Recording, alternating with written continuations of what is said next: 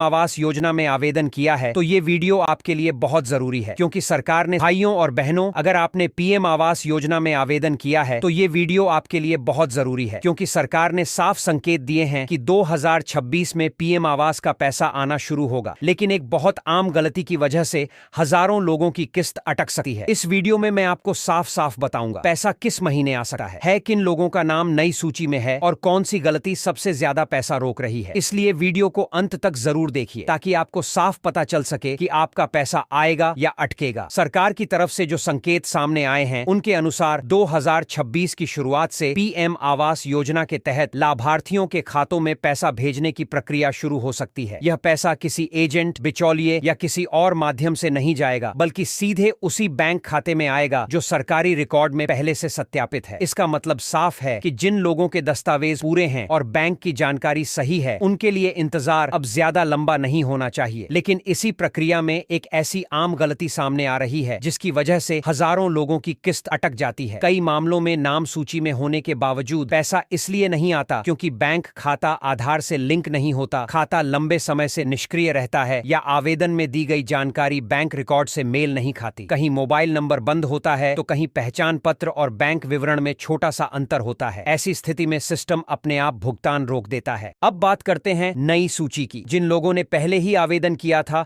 और पात्रता की सभी शर्तें पूरी करते हैं, उनके नाम नई सूची में शामिल किए जा रहे हैं। यह प्रक्रिया पूरे देश में एक साथ नहीं होगी, बल्कि चरणबद्ध तरीके से आगे बढ़ेगी। कुछ राज्यों में पहले भुगतान शुरू होगा और फिर धीरे धीरे बाकी राज्यों में भी यह प्रक्रिया आगे बढ़ेगी। यह समझना बहुत जरूरी है कि यह योजना हर किसी के लिए नहीं है। जिनके नाम पर पहले से पक्का मकान दर्ज है, जिनके परिवार में सरकारी नौकरी है या जिनकी पारिवारिक जानकारी नियमों से मेल नहीं खाती, वे इस योजना के दायरे में नहीं आते। कई बार लोग यही सोचकर परेशान हो जाते हैं कि सब कुछ सही होने के बावजूद पैसा क्यों नहीं आया, जबकि असली वजह पात्रता से जुड़ी होती है। अब सवाल आता है कि आपको क्या करना चाहिए। सबसे पहले अपने बैंक खाते की स्थिति खुद जांचिए और यह सुनिश्चित कीजिए कि खाता आधार से लिंक है और पूरी तरह सक्रिय है। दूसरा, आवेदन में दिया गया मोबाइल नंबर चालू रखें, क्योंकि सारी जरूरी जानकारी उसी नंबर पर भेजी जाती है। तीसरा, अपने सभी दस्तावेजों में नाम, जन्म तिथि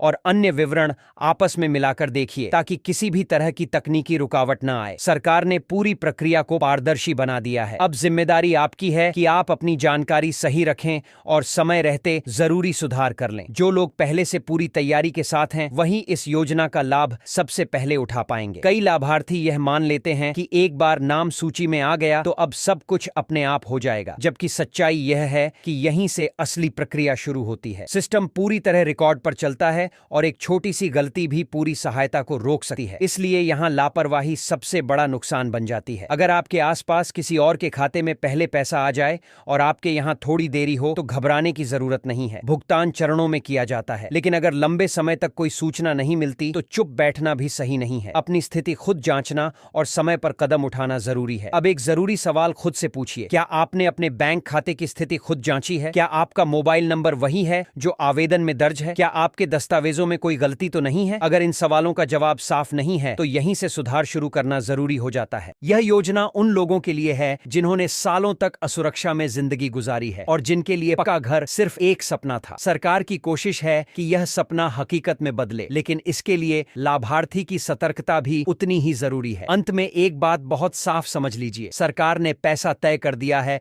और प्रक्रिया भी साफ कर दी है। अब यह आप पर निर्भर करता है कि आप समय रहते तैयारी करते हैं या बाद में पछताते हैं। सूची में नाम होना एक मौका है, लेकिन उस मौके को हकीकत में बदलना आपकी जागरूकता पर निर्भर करता है। अगर आपने यह जानकारी यहाँ